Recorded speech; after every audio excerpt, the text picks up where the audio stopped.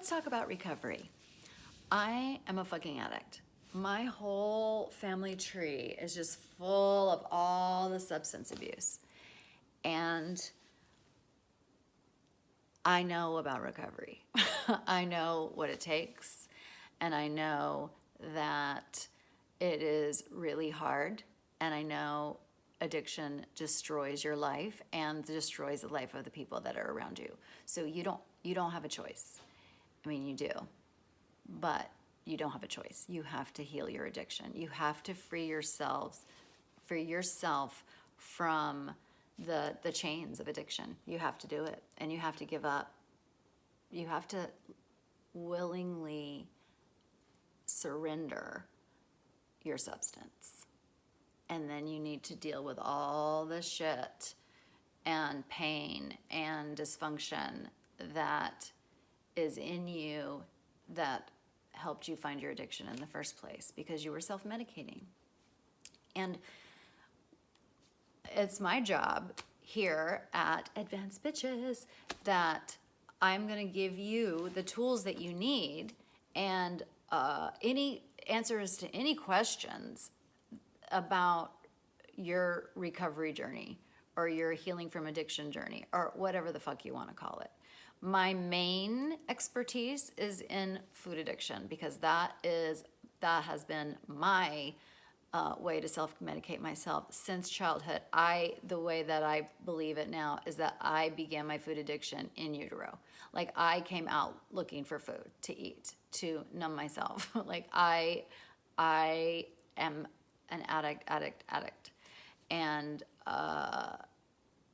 you may think that, you know, food addiction, somebody with food addiction can't help you with your addiction to drugs, to pills, to gambling, to sex, whatever the fuck, to relationships, to codependency, other people, whatever the fuck. And you may be right. You might be right. But I do know some shit. And also, you know, I get that the consequences from binging and purging and, you know, just spending my life being overweight and binging and then it graduated to, you know, full-blown bulimia, that my life didn't have a lot of the same consequences that other people had.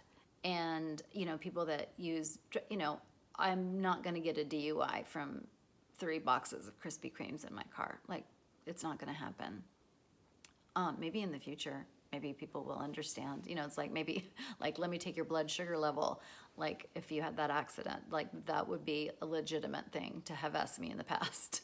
But no, I haven't had a DUI, and I haven't had a lot of the, you know, I mean, alcoholism just massacres your life and massacres the life of the other people. So does drug addiction. And I suggest and recommend that you go to a 12-step program, even if you don't, you know, believe in it or whatever, just to work the steps. I actually think everybody in the world should work the steps. They're pretty powerful. They're very powerful tools. I don't know if they'd like me calling it tools, but it helps you do and gives you a direction and a path for personal growth work and to heal from your addiction. But yeah, you will need to have other sources of support in line for your recovery. 1,000%. Yes, yes, yes, yes, and more yes. But I know what the pain that we were covering is probably, I'm not going to say similar, but the pain that was underneath my addiction may resonate with you. And so it's one of my favorite topics. I love, because, oh my God, just knowing, I mean, for so many years being in recovery and doing my own advanced personal growth work is fucking lonely. It's fucking lonely. Like, you know, I'm trying to set a boundary, but no one else is setting boundaries. And that just feels fucking lonely. It's just nice to know that someone else is setting them, you know?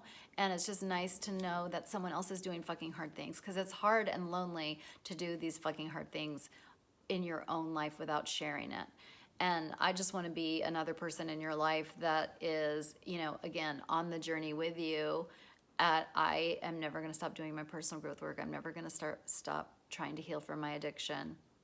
And with food, it's so fucking frustrating because I have to give up more things because, you know, my addiction is so tricky and can blind me. My inner saboteur disease, or whatever you want to call it, can trick me into thinking something's fine when it's not fine. And so I'm in this for the long game. Like, I'm in this, you know, I'm dedicated for fucking life. And I would love in any way, shape, or form to support you in your journey and to make you feel a little less lonely, because this shit is hard. Just recently, I had to give up a certain food that I love, have loved since childhood. Like, it is my, like, one of my favorite foods. And I was stubborn and I didn't want to give it up. And I didn't give it up for a really, really, really long time. And then the knowledge, the self-knowledge occurred to me that I can't be my full Elizabethness if I keep that substance in my life. It's still upsetting. I want to cry about it right now. Like, I miss it.